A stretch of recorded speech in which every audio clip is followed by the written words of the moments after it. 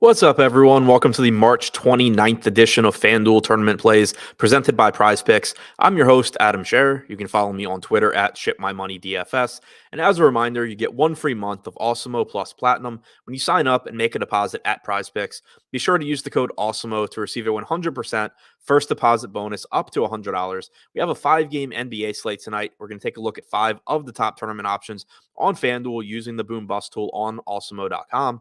As a reminder, stuff's going to change between now and lock, so be sure to tune in to the deeper dive and live before lock on the Awesemo YouTube channel.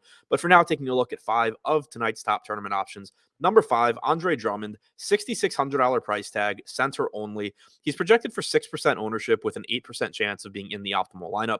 I think there are a lot of question marks tonight around Drummond, which in tournaments is pretty nice. The price tag certainly has come up after a game where he played over 30 minutes against Charlotte, put up a massive stat line. Now tonight, he has a good matchup against Detroit, and I expect him to produce very well when he's on the floor. The questions are just, how revolve around how much is he going to be on the floor. For one, the Nets are 14-point home favorites against Detroit, so there's certainly some chance that they don't even need Drummond in the fourth quarter. But also, we had LaMarcus Aldridge available to play last game. He didn't play. Nick Claxton was the backup center. I don't know if that means that Claxton is just the backup center now. I don't know if it means that Aldridge tonight is just going to replace Claxton and play his minutes and Drummond still gets his, or the worst case scenario is Aldridge going to join the rotation, and now you get some sort of weird split where Drummond plays 20 minutes, Claxton plays 12, Aldridge plays 12, and then Durant closes at center or something like that. I think any of those things are possibilities.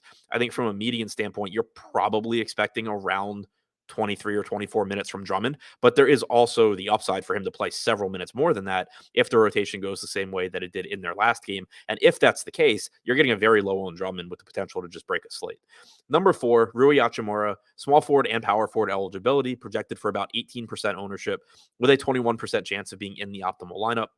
Rui has averaged 0.89 FanDuel points per minute in 454 minutes without Kyle Kuzma on the floor this season. Obviously, you do have Kristaps Porzingis there, taking some stats away from Rui as well, but he's likely to play enough minutes that at $4,500, he's a pretty strong source of value, especially given that he has small forward eligibility. Number 3, Alex Caruso, point guard, shooting guard eligible, currently projected for 16% ownership with a 22% chance of being in the optimal lineup.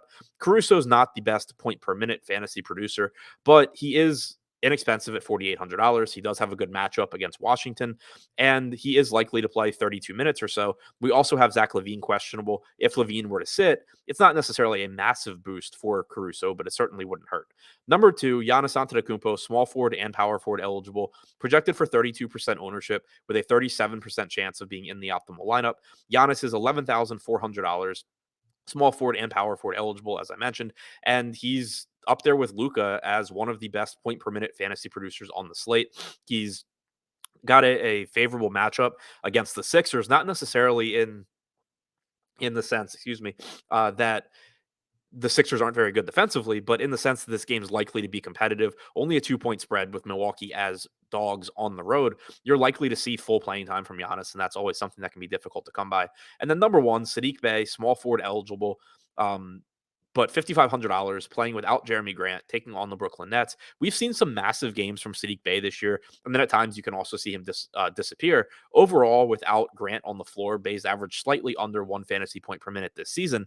But at $5,500, he's likely to play plenty of minutes, and if he just hits his average production, he's going to pay off that salary.